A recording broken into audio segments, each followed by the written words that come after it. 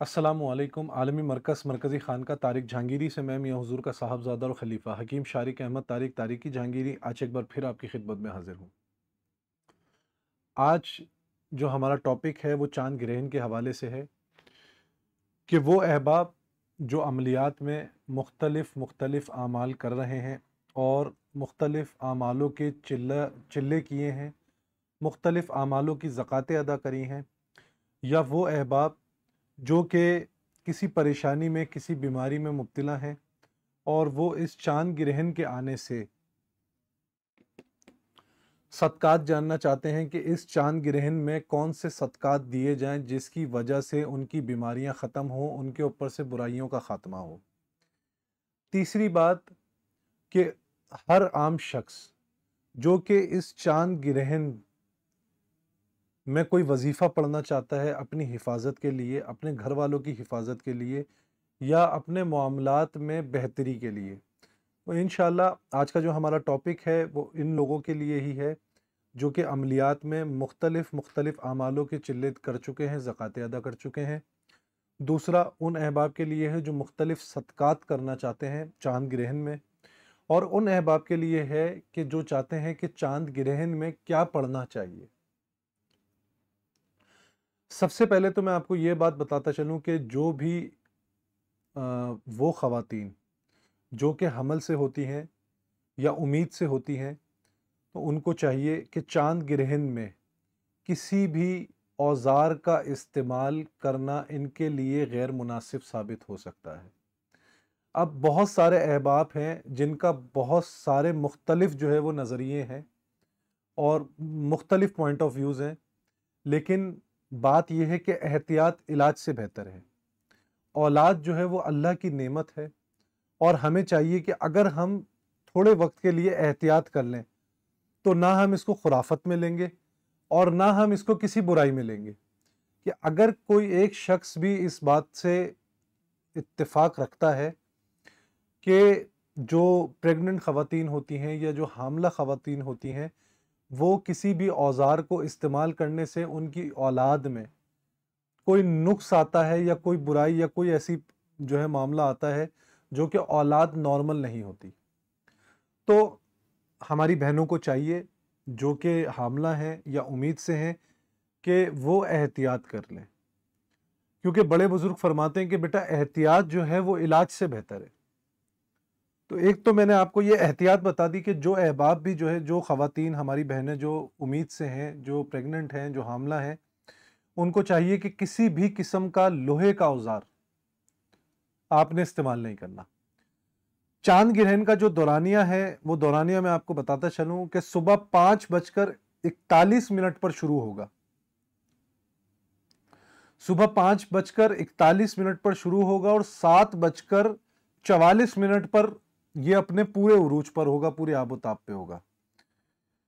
इसके साथ साथ इसका जो इख्तितामी वक्त बताया गया है महकमा मौसमियात के मुताबिक, पाकिस्तानी महकमा मौसमियात के मुताबिक इसका जो इख्तितामी वक्त बताया गया है वो बताया गया 8:16 सुबह के। तो जो अहबाब अमलियात से ताल्लुक रखते हैं, ये दौरानिया बहुत छोटा है। चांद ग्रहण या सूरज ग्रहण 8-8 घंटे 7-7 घंटे के भी होते हैं, तो ये दौरानिया बहुत छोटा है। मैं ये कहता हूं कि इसमें कोई भी तादाद आपने मुख्तस करके नहीं पढ़नी। यानी कि अगर आप सूरह कौसर के आमिल हैं तो 5:41 यानी कि 5:30 से आप अपने एहतमाम कर लें और 5:40 5:35 से आप सूरह कौसर पढ़ना शुरू कर दें। यह आपने 5:41 से शुरू करेंगे और 8:16 तक आपने कसरत से लातादाद पढ़नी है। इसकी मकसद आपका कोई ज़कात अदा करना नहीं, लेकिन इसकी रूहानियत जो है वो गलबा करेगी इंशाअल्लाह। अच्छा, जो अहबाब यानी कि जो अहबाब किसी भी अमल का ज़कात इस दौरानिये में देना चाहते हैं, तो हमारे पास वक्त मुख्तसर है, सबसे पहली बात। दूसरी बात, इस बात का भी जो है आपको समझाना बहुत मुश्किल है कि हज़ारों की तादाद में अमल है और हज़ारों की तादाद में लोग अमल करते हैं, तो आपको हर एक अमल की जो है वो तादाद बताना وہ मुमकिन ही नहीं है। तो जो अहबाब ज़कात सगीर अदा करना चाहता है या ज़कात असगर अदा करना चाहता है, तो उसको चाहिए कि वो जैसे बिस्मिल्लाह शरीफ के जो अदद बनते हैं वो 786 बनते हैं। अगर कोई बिस्मिल्लाह का आमिल है तो वो बिस्मिल्लाह 786 मरतबा इस दौरानिये में पढ़ लेगा तो ज़कात सगीर अदा हो जाएगी इंशाअल्लाह। और जो आमिल अपने नाम के अदद के मुताबिक उस तादाद में बिस्मिल्लाह शरीफ पढ़ लेगा तो ज़कात असगर अदा हो जाएगी इंशाअल्लाह। और जो अहबाब इसकी रूहानियत बढ़ाना चाहता है सूरह कौसर की, तो वो 5:40 से लेकर 5:30 बजे से लेकर और 8:30 बजे तक इसको लातादाद पढ़े। इसी तरह सूरह इखलास, इसी तरह नादे अली शरीफ, चहल काफ, सूरह मुजम्मिल शरीफ, सूरह यासीन शरीफ, सूरह नास, सूरह फातिहा, बरहती शरीफ। इसके अलावा अस्माए हुस्ना के जो मुख्तलिफ आमिल मुख्तलिफ अस्मा इलाही जो है वो पढ़ते हैं और उनके अमल में है, वो उसकी ज़कात अदा करें।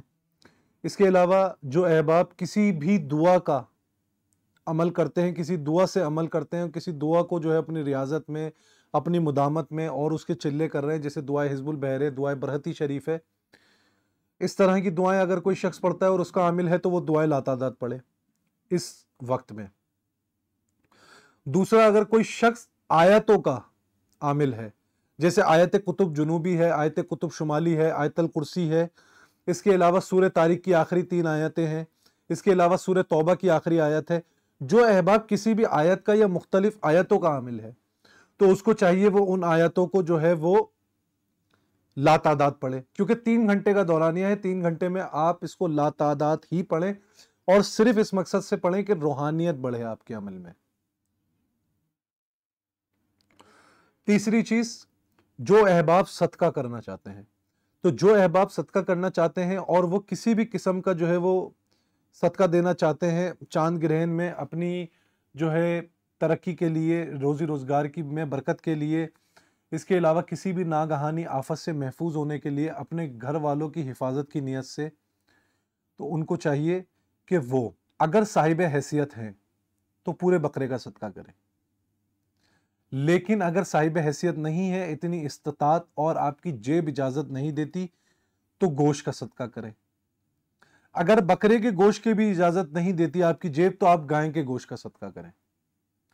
इसके अलावा आप ज्यादा से ज्यादा सफेद और पीले अनाज का सदका दें, जैसे चावल का सदका करें, कच्चे चावल का सदका कर दें, कच्ची दालों का सदका कर दें, अनाज का सदका करें। सदके का बेहतरीन तरीका यह अनाज के सदके का कि अगर आपका वजन 60 किलो है तो आप 6 किलो ले लें, 70 किलो है तो 7 किलो ले लें, 80 किलो है तो 8 किलो ले लें, इसी तरह 82 किलो है तो आप 8 किलो और 1 पाव ले लें। इस तरीके से ग्रामेज के हिसाब कर लें। तो सदके का बेहतरीन तरीका है जो अनाज का सदका देंगे। अच्छा, इसके अलावा अनाज का सदका भी 2 तरीके से दिया जाता है। एक आप किसी इंसान के हवाले कर दें, एक आप परिंदों को दें। तीसरी चीज, जो किसी भी बीमारी और किसी भी जादुई बीमारी में या किसी भी जिस्मानी बीमारी का शिकार है और उसको उससे शिफा याबी नहीं मिल रही, या किसी भी जिन्नाती गलबे का शिकार है, तो उसको चाहिए कि वो मछली का सदका करे। या कोई किसी ऐसी परेशानी में मुब्तला है जो परेशानी से खुलासी नहीं मिल रही, उसको चाहिए कि वो एक काम करे। जो बीमारी के लिए कर रहा है उसको चाहिए कि वो चांद ग्रहण के वक्त अल्लाहुम्मा या शाफिउल अमरास लातादाद पढ़े। जिसको चाहिए कि कोई किसी भी परेशानी में मुब्तला है, उससे खुलासी चाहता है, तो अल्लाहुम्मा या मुसब्बिबुल अस्बाब ये लातादाद पढ़े। जो चाहता है कि अपने रिस्क में बरकत, रोजी रोजगार में बरकत, कारोबारी तरक्की चाहता है, उसको चाहिए कि वो अल्लाहुम्मा या वासिउल अता वो ये लातादाद पढ़े। और बाज लोग ऐसे होते हैं जो ये समझते हैं कि हमसे कोई गुनाह, कोई गलती, कोई कोताही हुई है जिसकी उनको बाद में नदामत होती है कि यार हो सकता है हमारी मामलात इस वजह से जो है ना हम प्रॉब्लम्स में कि हमसे ये गलती हुई है, या हो सकता है हमसे कोई ऐसा गुनाह हो गया। تو اس سے خلاصی کے لیے آپ کو چاہیے، ویسے تو آپ نے استغفار ویسے ہی پڑھنی چاہیے انسان کو، لیکن اس سے خلاصی کے لیے آپ نے پڑھنا ہے اللہم یا عفو الخطا، لا تعداد پڑھنا ہے۔ تو یہ آپ کو تمام چیزیں بتا دی ہیں، اور مچھلی کا صدقہ دیں، لیکن مچھلی کوشش کریے گا مچھلی بالکل ثابت ہو، اس پہ کسی قسم کا کوئی اوزار استعمال نہ ہوا ہو، اس مچھلی کا آپ نے صدقہ کرنا ہے۔ مچھلی کا صدقہ آپ نے ایسے کرنا ہے کہ کلاک وائز آپ اپنے اوپر سے 7 مرتبہ اتاریں، اپنے ہاتھ مچھلی پہ اپنا ہاتھ رکھیں اور وہ کسی کو بھی دے دیں۔